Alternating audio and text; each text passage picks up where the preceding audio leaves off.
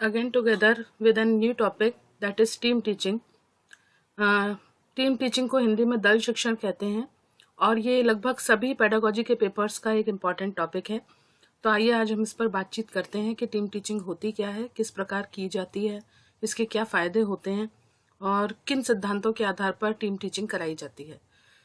तो जैसा नाम से पता चल रहा है, दल शिक्षण का मतलब ये हुआ कि इसमें एक सिंगल टीचर नहीं पढ़ाता बल्कि 2 या 3 टीचर्स की एक टीम होती है और वो टीम किसी पर्टिकुलर टॉपिक को लेकर के उसके कॉन्सेप्ट के बारे में समझाती है और इस प्रकार का जो शिक्षण होता है उसे दल शिक्षण कहा जाता है। ये एक जनरल सा एक कॉन्सेप्ट है इसका।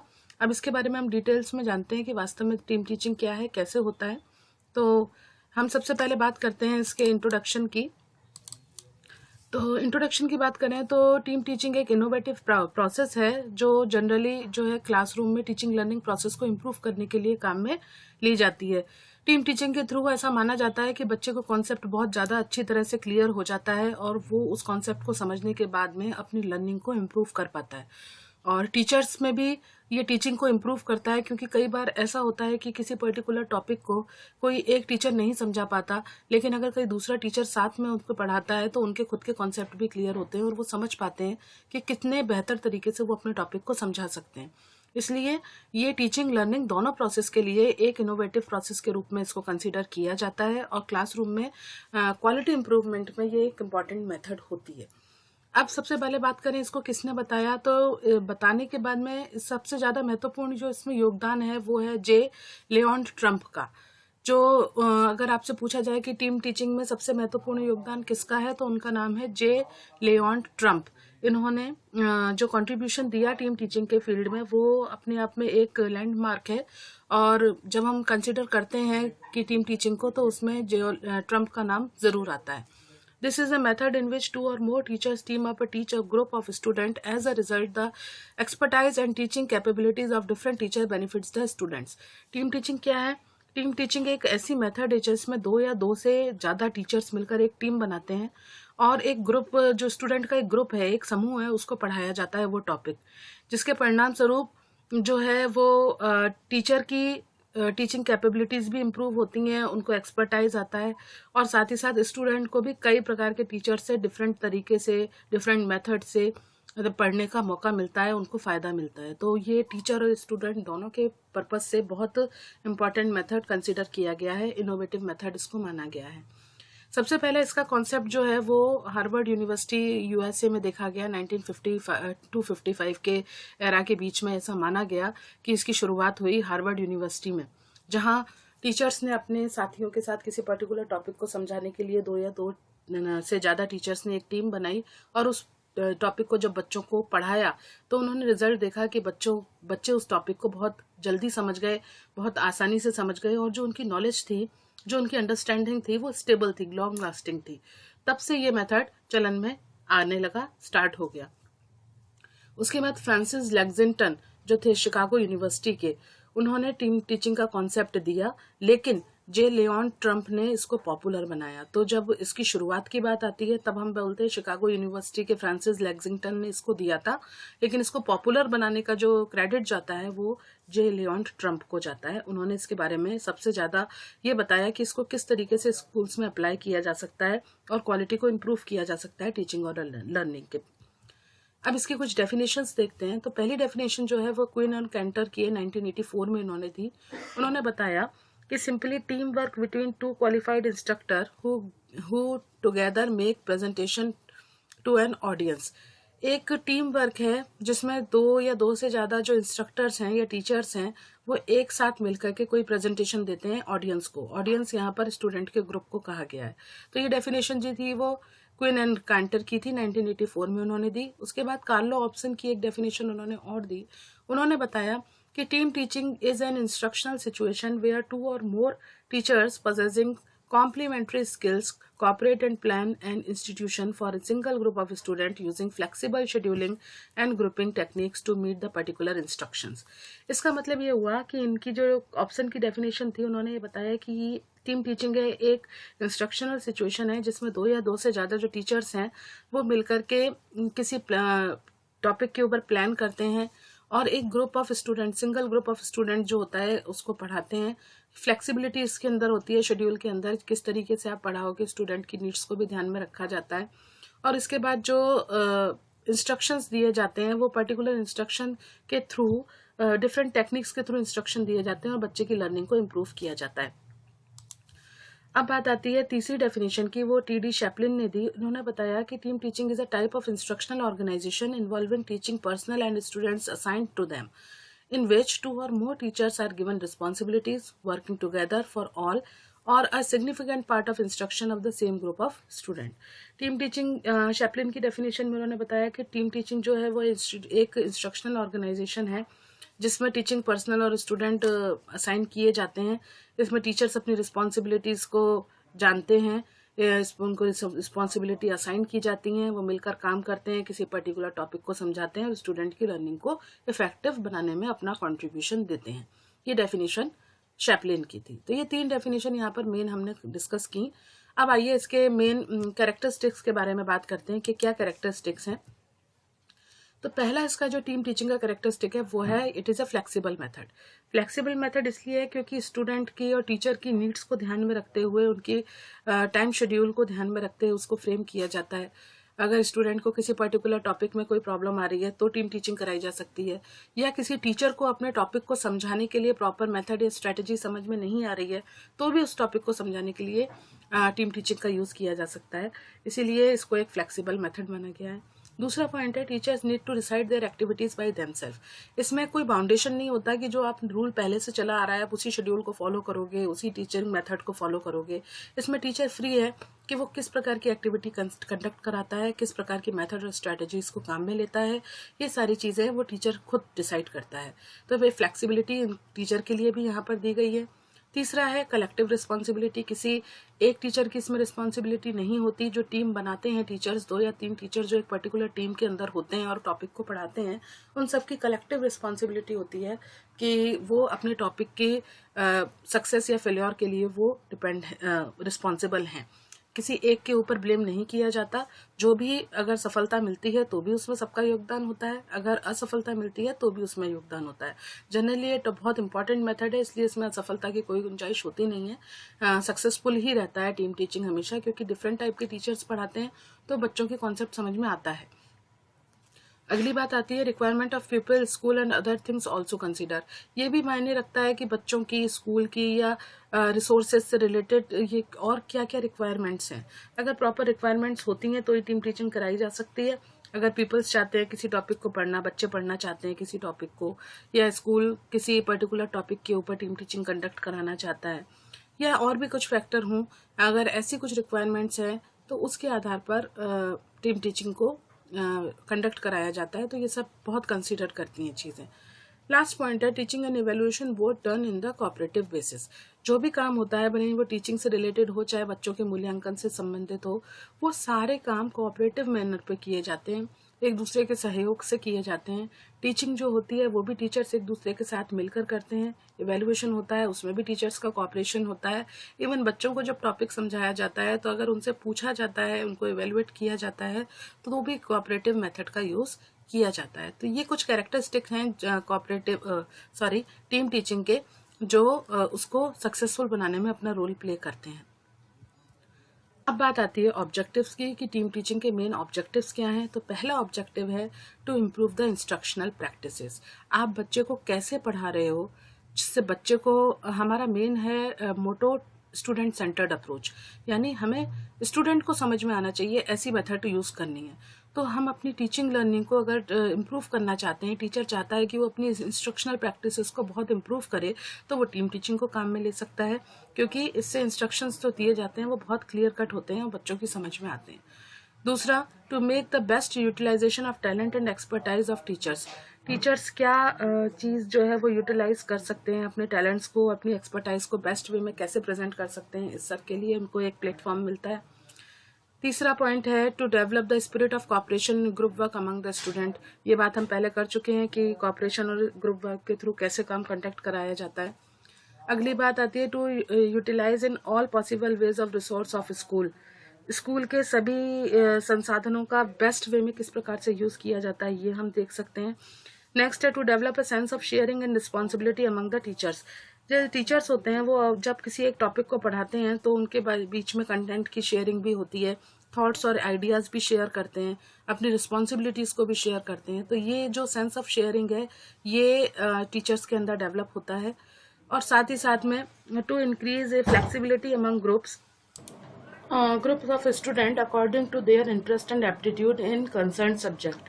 किसी भी पर्टिकुलर सब्जेक्ट के अंदर स्टूडेंट के जो इंटरेस्ट है या उनके जो एप्टीट्यूड्स हैं, उनकी अभिवृत्ति है, उसके अकॉर्डिंग किस प्रकार हम अपनी टीचिंग को इम्प्रूव कर सकते हैं, उनको पढ़ा सकते हैं, उनके कंटेंट समझा सकते हैं, इन सब के लिए भी टीम टीचिंग एक इम्पॉर्टेंट फैक्टर है, इम्पॉर्टेंट रोल प्ले करता है। अब इसके बाद हम बात करते हैं प्रिंसिपल्स की कि वास्तव में सिद्धांत क्या हैं इसके टीम टीचिंग के। तो पहला सिद्धांत है principle of size of composition.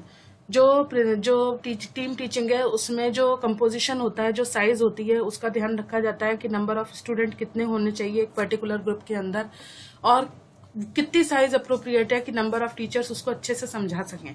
इस चीज को ध्यान में रखा जाता है। दूसरा principle of level of instruction. किस क्लास के बच्चे हैं और किस लेवल पर जाकर के उनको इंस्ट्रक्शन देना है, उनकी लैंग्वेज कैसी होगी, बच्चों के मेंटल लेवल के अकॉर्डिंग होगा या नहीं होगा, और बच्चों को जो इंस्ट्रक्शन दिए जाते हैं वो उनके लिए यूजफुल हों, बच्चे उसको ज़्यादा से ज़्यादा समझ पाएं, इन सारी चीज़ों को ध्यान में रखा जाता है। तीसरा है principle of duties to be assign to the teachers. जो टीचर को जो ड्यूटीज असाइन की जाती हैं, जो रिस्पॉन्सिबिलिटीज उनको असाइन की जाती हैं, उसके आधार पर वो उस कार्य को पूरा करते हैं, टीम टीचिंग के काम को। तो इसमें टीचर्स को जो ड्यूटी असाइनमेंट है ये करना भी एक महत्वपूर्ण सिद्धांत है। अगला प्रिंसिपल है प्रिंसिपल ऑफ लर्निंग एनवायरनमेंट।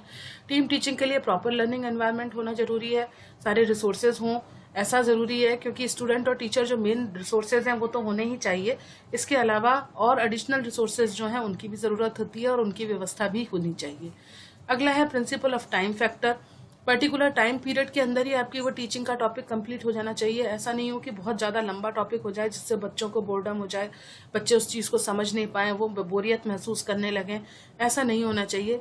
एक पर्टिकुलर टाइम फ्रेम को ध्यान में रखते हुए आधे घंटे की क्लास या फिर 45 मिनट की क्लास कंडक्ट कराई जा सकती है किसी एक टॉपिक पे, जिसमें टीचर्स डिफरेंट टाइप के टीचर्स अपने व्यू रखें उस टॉपिक पर और बच्चों की जो क्वेरीज हैं उनको सेटिस्फाई करें। अगला प्रिंसिपल है प्रिंसिपल ऑफ सुपरविजन। जब टीम टीचिंग कराई जाती है तो उस समय सुपरविजन भी होना चाहिए, दूसरे टीचर्स के थ्रू या फिर हेड ऑफ द इंस्टीट्यूशन के थ्रू सुपरविजन कराया जाना चाहिए, जिससे ये पता चले कि जो वो पढ़ा रहे हैं टीचर्स, वो बच्चे किस लेवल तक समझ पा रहे हैं, उनकी समझ में बात आ रही है या नहीं आ रही है। वो सारी चीजें हमें सुपरविजन के बाद पता चलती हैं। फीडबैक देने में ये एक इम्पॉर्टेंट रोल प्ले करता है। अब आती है टाइप्स ऑफ टीम टीचिंग। तो बेसिकली 3 टाइप की होती है टीम टीचिंग। पहला सिंगल डिसिप्लिनरी टीम टीचिंग, दूसरा इंटर इंस्टीट्यूशन टीम टीचिंग, तीसरा inter disciplinary team teaching. Single disciplinary team teaching में वो टीम टीचिंग होती है, वो दल शिक्षण होता है जिसमें किसी एक सब्जेक्ट के टॉपिक्स को पढ़ाया जाता है। यानी एक जो टीचर्स का ग्रुप होता है, जो टीम बनती है, जो दल बनता है, वो किसी एक पर्टिकुलर सब्जेक्ट के टॉपिक्स को बच्चों के लिए क्लियर करता है। फॉर एग्जांपल, किसी स्टूडेंट्स को मैथ्स के कुछ एक्सरसाइज करने में प्रॉब्लम आ रही है या मैथ्स के कुछ कॉन्सेप्ट्स को वो नहीं समझ पा रहे, बेसिक्स को नहीं समझ पा रहे, तो टीम टीचिंग ऑर्गेनाइज करा सकते हैं मैथ्स सब्जेक्ट के लिए, जिसमें डिफरेंट टाइप के एक्सपर्ट्स हों और वो बच्चों को अलग अलग तरीके से मैथ्स को समझाएं और बच्चे जो नहीं समझ पा रहे थे पर्टिकुलर एक्सरसाइज को, वो समझ जाएं। तो एक सब्जेक्ट को ध्यान में रख करके, एक डिसिप्लिन को ध्यान में रख करके जो टीचिंग कराई जाती है वो सिंगल डिसिप्लिनरी टीम टीचिंग होती है। दूसरी है inter disciplinary team teaching. Inter disciplinary team teaching का मतलब ये हुआ, इसमें एक सब्जेक्ट नहीं होता बल्कि 2 या 3 या जितने भी आप सब्जेक्ट हैं उनको एक दूसरे के साथ इंटर रिलेट करते हुए टीम टीचिंग कराते हो। ऐसा नहीं है कि आप केवल साइंस पढ़ा रहे हो तो आप केवल साइंस ही साइंस पढ़ाओगे। साइंस को आप मैथ्स से भी जोड़ सकते हो, साइंस को आप इंग्लिश से भी जोड़ सकते हो, या फिर इंग्लिश या मैथ्स में कोई ऐसा किसी भी दूसरे सब्जेक्ट में अगर कोई ऐसा टॉपिक आ रहा है जिसको आप उस टॉपिक के साथ पढ़ा सकते हो तो आप उसको भी पढ़ा सकते हो। तो ये जो डिसिप्लिनरी इंटर डिसिप्लिनरी होती है, ये 2 या 2 से ज्यादा सब्जेक्ट के बीच में कराई जाने वाली टीम टीचिंग होती है। थर्ड जो टीम टीचिंग होती है वो होती है inter institutional team teaching. Inter institutional team teaching वो टीम टीचिंग होती है जिसमें अलग अलग स्कूल्स के, अलग अलग कॉलेज के, या फिर यूँ कहें अलग अलग इंस्टीट्यूशन के जो टीचर्स हैं वो मिलकर के किसी एक पर्टिकुलर टॉपिक पर या किसी एक पर्टिकुलर डिसिप्लिन पर, सब्जेक्ट पर ग्रुप को, एक पर्टिकुलर स्टूडेंट के ग्रुप को टीच करते हैं, उनको समझाते हैं उस टॉपिक को, और उनकी जो भी प्रॉब्लम्स उस टॉपिक से रिलेटेड होती हैं उन सबको समाधान बताते हैं। वो जो होती है जिसमें केवल एक इंस्टीट्यूशन के टीचर काम नहीं करते, बल्कि डिफरेंट जो इंस्टीट्यूशन है या स्कूल है या कॉलेज है उसके टीचर्स मिलकर के टीचिंग कराते हैं, वो इंटर इंस्टीट्यूशनल टीम टीचिंग कहलाती है। जबकि सिंगल डिसिप्लिनरी और इंटर डिसिप्लिनरी सेम स्कूल के टीचर्स के बीच में भी कराई जा सकती है। अब बात आते हैं प्रोसीजर की कि टीम टीचिंग की प्रोसीजर क्या है। तो सबसे पहला स्टेप जो होता है वो प्लानिंग का होता है। प्लानिंग में सबसे पहले जो है वो ऑब्जेक्टिव को फॉर्मुलेशन किया जाता है, ऑब्जेक्टिव फ्रेम किए जाते हैं, और ये देखा जाता है कि स्टूडेंट्स को कितनी प्रीवियस नॉलेज है, क्योंकि उसी प्रीवियस नॉलेज के आधार पर ये डिसाइड किया जाता है कि कौन सी स्ट्रेटेजी और कितना कंटेंट बच्चे को पढ़ाना है उस पर्टिकुलर टाइम पीरियड में। तो ऑब्जेक्टिव को फ्रेम करना और प्रीवियस नॉलेज का पता लगाना, ये पहला स्टेप होता है प्लानिंग में। उसके बाद सेकंड बात होती है selecting the team members and leader. जो टॉपिक को पढ़ाया जा रहा है या पढ़ाना जाना है उसके लिए कौन कौन से टीचर्स टीम बनाएंगे, किन किन टीचर्स को इस टीम में रखा जाएगा, और उसका लीडर कौन होगा, कौन डील करेगा सबसे पहले पूरे ग्रुप को, वो सारे चीज डिसाइड की जाती है। थर्ड नंबर पर शेड्यूल बनाया जाता है कि किस प्रकार से टीम टीचिंग होगी, कौन सा टॉपिक किस सब्जेक्ट का कब पढ़ाया जाएगा, कौन कौन टीचर्स पढ़ाए जाएंगे, कौन कौन टीचर्स के द्वारा पढ़ाया जाएगा, ये सारी चीजें डिसाइड होती है। शेड्यूल बनता है, प्रॉपर टाइम टेबल फ्रेम किया जाता है। उसके बाद में टीचर्स को रिस्पॉन्सिबिलिटीज दी जाती हैं, जो उनकी डिफरेंट रिस्पॉन्सिबिलिटीज हैं वो असाइन की जाती हैं। इसके बाद में प्रॉपर टीचिंग एड्स क्या होंगे, कंटेंट क्या होगा, मेथड और स्ट्रेटजीज कौन से काम में ली जाएंगी, इन सब के बारे में ध्यान से जो है वो सिलेक्ट किया जाता है कि कौन सी मेथड या स्ट्रेटजी को यूज किया जाए ताकि बेस्ट वे में कंटेंट को समझाया जा सके। सेकंड जो स्टेप है वो होता है एग्जीक्यूशन। एग्जीक्यूशन स्टेज के अंदर जो हमने प्लानिंग की है उसके बाद हम टीचिंग वाले फेज में आते हैं, पढ़ाना शुरू करते हैं बच्चे को। तो इसमें 3 तरीके के सेशंस होते हैं। पहला होता है लार्ज ग्रुप सेशन। अगर टॉपिक जो है वो बहुत ज्यादा टिपिकल है और कई सारे बच्चों की समझ में नहीं आया है तो लार्ज ग्रुप एक बना दिया जाता है, तो ऐसा जो सेशन होता है वो लार्ज ग्रुप सेशंस होता है। दूसरा होता है स्मॉल ग्रुप सेशन। कुछ बच्चों को प्रॉब्लम है किसी पर्टिकुलर टॉपिक में, लेकिन सारे बच्चों को वो टॉपिक ऐसा नहीं है जो समझ में नहीं आया, कोई केवल कुछ ही एक छोटा सा एक ग्रुप है बच्चों का जिसको वो टॉपिक समझ में नहीं आया, तो स्मॉल ग्रुप सेशन रखे जाते हैं। और साथ ही साथ तीसरा जो है वो individual study session. Individual study session के अंदर क्या किया जाता है, इसके अंदर हमें ये देखा जाता है कि आप इंडिविजुअल लेवल पर अगर किसी बच्चे को प्रॉब्लम आ रही है तो उसके लिए किस प्रकार से जो है सेशंस को बनाएंगे ताकि बच्चों के इंडिविजुअल लेवल पर प्रॉब्लम्स को सॉल्व किया जा सके। तो ये एग्जीक्यूशन फेज होती है जिसमें टीचिंग कराई जाती है। टीचिंग का मेथड क्या होता है वो हम टीचर्स खुद डिसाइड करते हैं, उनका ग्रुप होता है, कंटेंट को समझाते हैं, और उसके बाद थर्ड फेज में आते हैं जो है इवेल्युएशन। इवेल्युएशन का मतलब होता है मूल्यांकन। ये है योजना बनाना, पहला स्टेप है प्लानिंग या योजना बनाना, दूसरा है एग्जीक्यूशन या क्रियान्वयन, और थर्ड है इवेल्युएशन या मूल्यांकन। मूल्यांकन के अंदर बच्चों से क्वेश्चन पूछे जा सकते हैं या उनसे कोई प्रैक्टिकल का वर्क कराया जा सकता है, ऑब्जर्व किया जा सकता है उनके कि वो किस लेवल पर परफॉर्म कर रहे हैं। उनकी परफॉर्मेंस को देख करके ऑब्जर्वेशन के थ्रू भी आप इवेल्युएशन कर सकते हो। साथ ही साथ स्टूडेंट की जो डिफिकल्टीज हैं उनको डायग्नोस किया जाता है, और उनको जब स्टूडेंट की डिफिकल्टीज पता चल जाती हैं तो उसके बाद उनके लिए रेमेडीज क्या है, कैसे रेमेडियल्स मेथड्स का यूज किया जाए, उनको कैसे उन समस्याओं से मुक्ति दिलाई जाए, इस सब के लिए जो एक प्रॉपर स्ट्रेटेजी बनाई जाती है।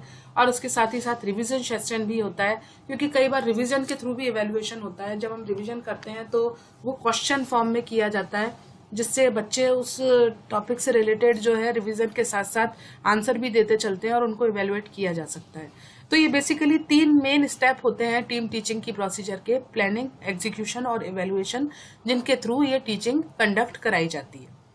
अब बात आती है इसके एडवांटेजेस क्या हैं, क्या क्या फायदे हैं इस मेथड के। तो पहला फायदा है लो कॉस्ट है। लो कॉस्ट इसलिए है क्योंकि आपको बाहर से किसी एक्सपर्ट को बुलाने की जरूरत नहीं होती है, आपके जो टीचर्स हैं वही आपको पढ़ा रहे हैं। और कई बार एक टीचर का पढ़ाया कोई जो अलग अलग सेक्शंस में अलग अलग टीचर्स पढ़ाते हैं अलग सब्जेक्ट को, तो जिन बच्चों को प्रॉब्लम है वो सारे टीचर्स मिलकर के अगर कोई टॉपिक समझाते हैं तो बच्चे आसानी से समझते हैं, तो लो कॉस्ट होता है, बाहर से किसी को आपको हायर नहीं करना पड़ता टॉपिक को समझाने के लिए। दूसरा, सपोर्ट फॉर टीचर्स। जैसे हमने पहले बात की थी कि कई बार टॉपिक्स के लिए टीचर भी ये स्ट्रेटेजी नहीं समझ पाते कि कौन से तरीके से वो बच्चों को पढ़ाएं जो वो टॉपिक अच्छे से समझाएं, तो टीचर को खुद को सपोर्ट मिलता है जब उनके पास पूरी टीम होती है तो वो टॉपिक को उनके सहयोग से बच्चों को समझा देते हैं। तीसरा है क्लोजिंग इंटीग्रेशन ऑफ स्टाफ। जब क्लोज हो जाते हैं, जो इंटीग्रेशन होता है स्टाफ मेंबर्स के बीच में बहुत ज़्यादा घनिष्ठ हो जाता है। इंटीग्रेशन बहुत ज़्यादा घनिष्ठ होने की वजह से जो भी प्रॉब्लम्स होती हैं वो पर्सनल लेवल पर ही सॉल्व कर ली जाती हैं। वैरायटी ऑफ आइडियाज़ आ जाते हैं क्योंकि डिफरेंट टाइप के टीचर्स होते हैं, उनके पढ़ाने के मेथड्स अलग होते हैं, उनके एग्जाम्पल्स अलग होते हैं, तो वैरायटी ऑफ आइडियाज़ होते हैं जिसके थ्रू बहुत सारी जो कॉन्सेप्ट हैं वो बच्चों के सामने क्लियर होते चलते हैं। साथ ही साथ बेटर इन्वॉल्वमेंट ऑफ स्टूडेंट। जब टीचर्स की एक टीम पढ़ाती है तो बच्चे भी जो है वो क्वेश्चन आंसर सेशन में पार्टिसिपेट करते हैं, प्रॉपर रीइंफोर्समेंट उनको मिलता है, वो जवाब दे पाते हैं, तो स्टूडेंट का एक एक्टिव इन्वॉल्वमेंट इसके अंदर होता है। साथ ही साथ मेंटल स्टिमुलेशन ऑफ स्टूडेंट्स। कई बार बच्चे जब आंसर देने में हिचकिचाते हैं या बोल नहीं पाते हैं तो इनको स्टिमुलेट करते हैं टीचर्स, उनको मोटिवेट करते हैं, उनको रीइंफोर्स करते हैं ताकि वो उस टॉपिक को बताएं और उस टॉपिक को समझने में उन्हें किसी प्रकार की कोई प्रॉब्लम ना हो, वो अपनी क्वेरीज को बिल्कुल बिना किसी हिचकिचाहट के साथ में पूछ पाएं।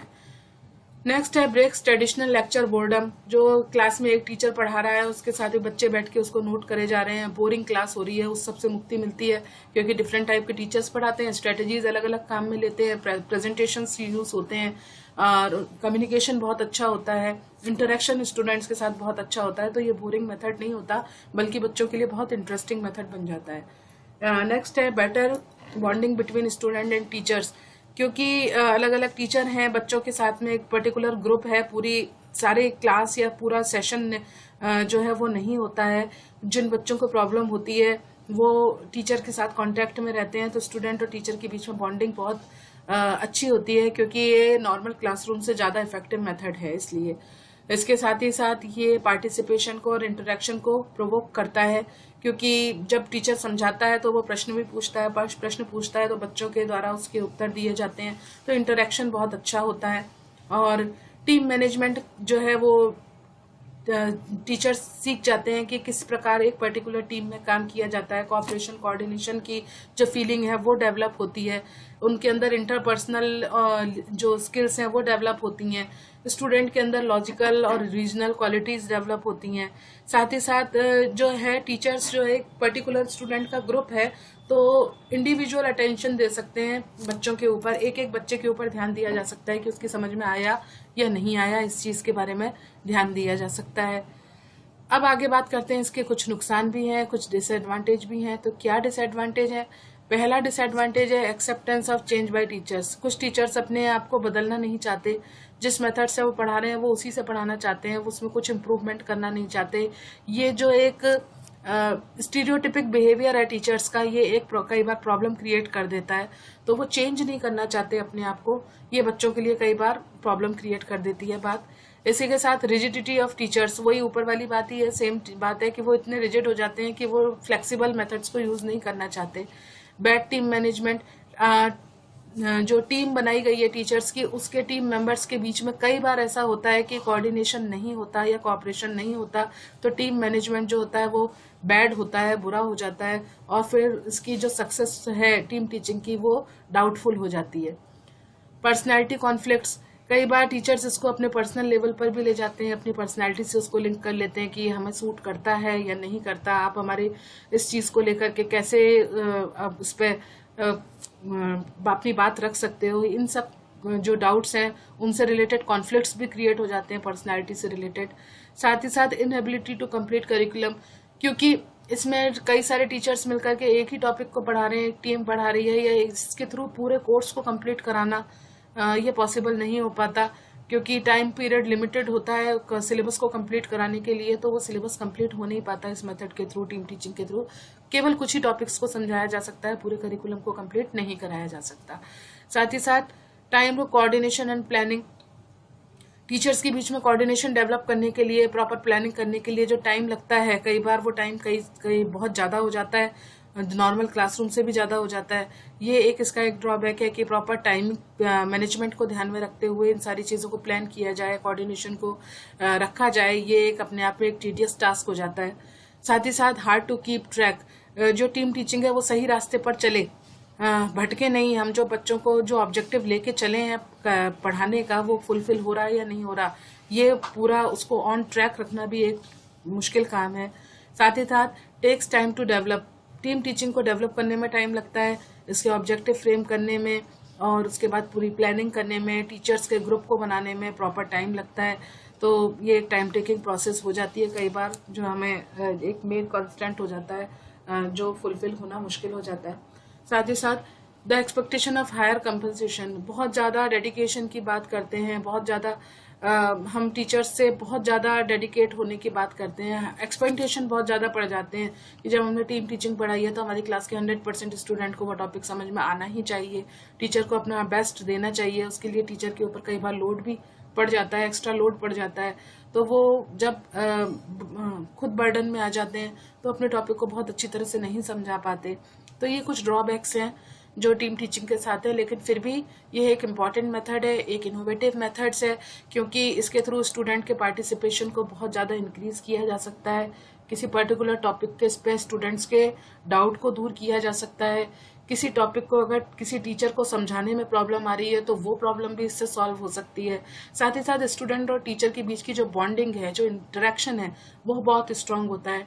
इन सारे पॉइंट ऑफ व्यू को ध्यान में रखते हुए टीम टीचिंग को एक इम्पॉर्टेंट इनोवेटिव मेथड माना गया है, एक इनोवेटिव प्रैक्टिस माना गया है।